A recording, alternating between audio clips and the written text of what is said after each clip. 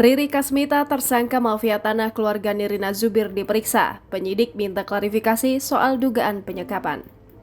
Mantan asisten rumah tangga Nirina Zubir, Riri Kasmita, telah diambil keterangannya untuk berita acara pemeriksaan terkait kasus dugaan perampasan kemerdekaan pada Kamis 25 November 2021.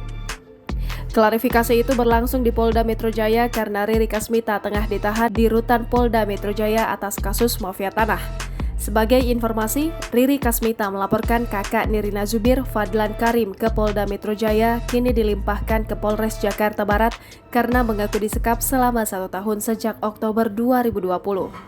Kepala Unit Kriminal Umum Polres Metro Jakarta Barat, AKP Afrilendi, memastikan kasus dugaan perampasan kemerdekaan yang dilaporkan Riri sebelum ditahan ini masih tahap klarifikasi karena statusnya dalam proses penyelidikan.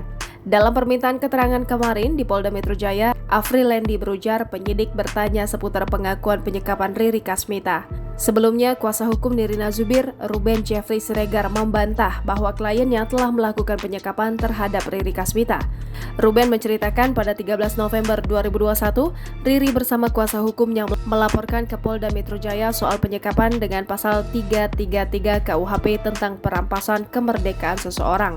Setelah itu, 5 hingga 6 petugas kepolisian dari Polda Metro Jaya mendatangi tempat tinggal Riri di mana rumah itu disebut masih milik keluarga Nirina Zubir. Terkecuali, kata Ruben, keluarga Nirina Zubir mengambil gawai dan tidak memperbolehkan Riri Kasmita keluar rumah, baru bisa disebut perampasan kemerdekaan seseorang.